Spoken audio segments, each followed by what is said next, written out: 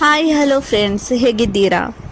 ಇವತ್ತು ನಾವು ತಗೊಂಡು ಬಂದಿದ್ದೇವೆ ಬಸಳೆ ಅಂದರೆ ತುಂಬ ಚೆನ್ನಾಗಿರುವಂಥ ಬಸಳೆ ಸಿಕ್ಕಿದೆ ಇವತ್ತು ನಮಗೆ. ಇದಕ್ಕೆ ಏನಂತಾರೆ, 2 ಕೊಡಿ ಅಂತಾರಲ್ವಾ. ಕಿತ್ನೆ ಕಾಯಿಜಿಯ ಬಸಳೆ ಕಿತ್ನೆ ಕಾತ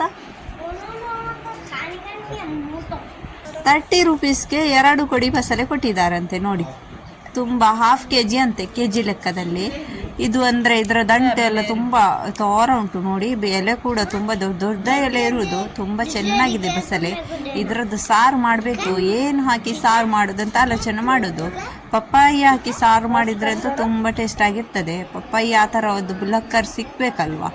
ಆಮೇಲೆ ಕುಡು ಬಸಳೆನೂ ಒಳ್ಳೆಯದಾಗ್ತದೆ, ಎಟ್ಟಿ ಬಸಳೆನೂ ಒಳ್ಳೆಯದಾಗ್ತದೆ, ಮರುವಾಯಿ ಬಸಳೆ ಕೂಡ ಒಳ್ಳೆಯದಾಗ್ತದೆ. ಆಮೇಲೆ ಏನೆಲ್ಲ ಹಾಕ್ತಾರೆ ಬಸಳೆಗೆ, ಎಂಥ ಕಾಂಬಿನೇಷನ್ ಒಳ್ಳೆಯದುಂಟಂತ ನೀವು ನನಗೆ ಕಮೆಂಟ್ ಮಾಡಿ ಅಂತೆ.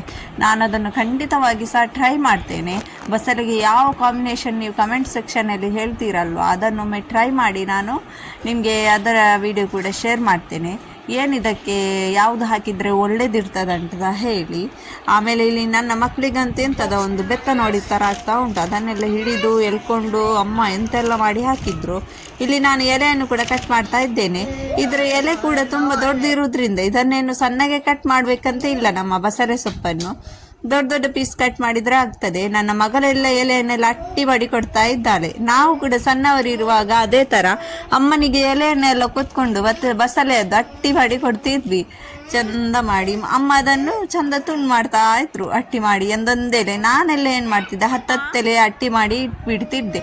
ಅಮ್ಮ ಅದನ್ನು ಕಟ್ ಮಾಡ್ತಿದ್ರು. ನನ್ನ ಮಕ್ಕಳಿಗೆ ಎಂಥದ ಒಂದು ಬೆತ್ತದ ತುಂಡು ನೋಡಿ ಥರ ಆಗ್ತಾ ಉಂಟಾ ಏನೋ ಗೊತ್ತಿಲ್ಲ. ಇವರಿಗೆ ಈ ಬಸಳೆ ಎಲ್ಲ ಗೊತ್ತಿಲ್ಲ.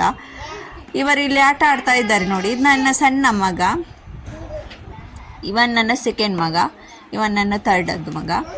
ಇವನೀಗ ನಡಿಲಿಕ್ಕೆ ಕಲಿತಾ ಇರುವುದು ಮಾತ್ರ. ಅದರಿಂದಾಗಿ ಇವನು ಎಂಥ ವಸ್ತು ಸಿಕ್ಕಿದ್ರು ಕೂಡ ಅದನ್ನು ಹಿಡ್ಕೊಂಡು ಖಾಲಿ ನಡೆಯುವುದು ನೋಡಿ. ಈಗ ಬಸಳೆಯ ದಂಟು ಹಿಡ್ಕೊಂಡು ನಡೀತಾ ಇದ್ದಾನೆ.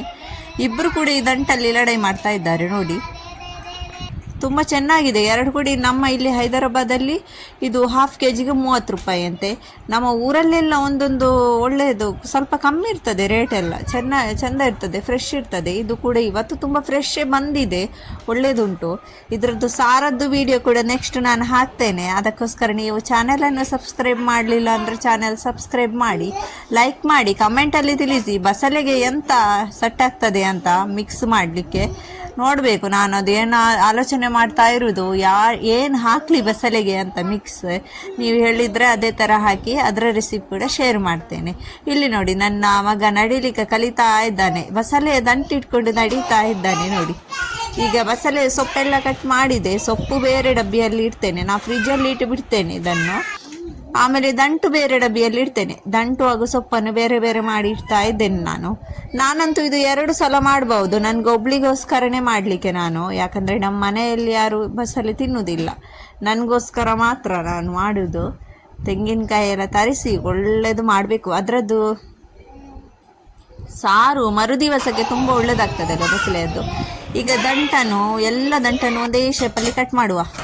ಗಿಡ್ಡ ಉದ್ದ ಎಲ್ಲ ಬೇಡ, ಎಷ್ಟು ಒಂದೇ ಅಳತೆಯಲ್ಲಿ ಕಟ್ ಮಾಡ್ತೇನೆ ಎಲ್ಲ ದಂಟನ್ನು ಕೂಡ. ನೋಡಿ ಈ ಥರ ತುಂಬ ಚೆನ್ನಾಗಿದೆ ಅಲ್ವಾ,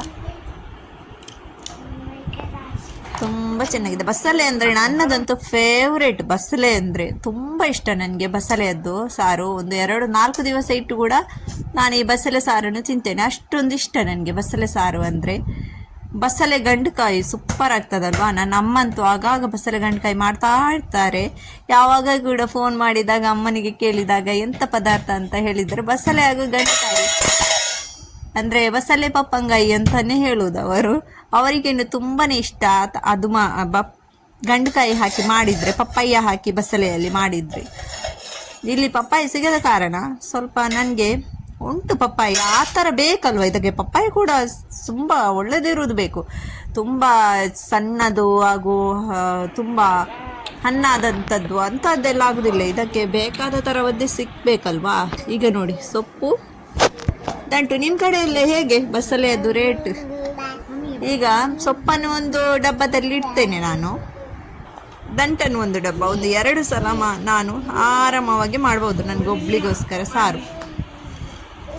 ನೋಡಿ, ಐಸ್ ಕ್ರೀಮ್ ಅದು ಡಬ್ಬ. ಮಕ್ಕಳು ಐಸ್ ಕ್ರೀಮ್ ಅಂತೇಳಿ ರಪ್ ಅಂತ ತೆಗಿತಾರೆ. ನೋಡಿದ್ರೆ ಬಸಳೆ ಇರ್ತದೆ. ಈಗ ದಂಟು ಇದಕ್ಕೆ ಹಾಕ್ತಾ ಇದ್ದೇನೆ. ನೋಡಿದ್ರಲ್ಲ ಫ್ರೆಂಡ್ಸ್, ನಾನು ಇದ್ರ ಸಾರದ ವಿಡಿಯೋ ಶೇರ್ ಮಾಡ್ತೇನೆ ಬಸಳೆಯದ್ದು. ಅದಕ್ಕಿಂತ ಮುಂಚೆ ನೀವು ನನ್ನ ಚಾನಲಲ್ಲಿ ಏನೆಲ್ಲ ವಿಡಿಯೋ ಉಂಟು ಅದನ್ನೆಲ್ಲ ನೋಡ್ಕೊಂಡು ಬನ್ನಿ. ನಾನೆಲ್ಲ ಒಳ್ಳೆ ಮೊದಲಿನ ಕಾಲದೆಲ್ಲ ತುಂಬ ರೆಸಿಪಿ ಎಲ್ಲ ಶೇರ್ ಮಾಡಿದ್ದೇನೆ. ಇಲ್ಲಿ ನನ್ನ ಮಗ ಅಂತೂ ಸಜ್ಜಿಗೆ ಬಜಿಲ್ ಮಾಡಿ ಆಟ ಆಡ್ತಾ ಇದ್ದಾನೆ ನೋಡಿ.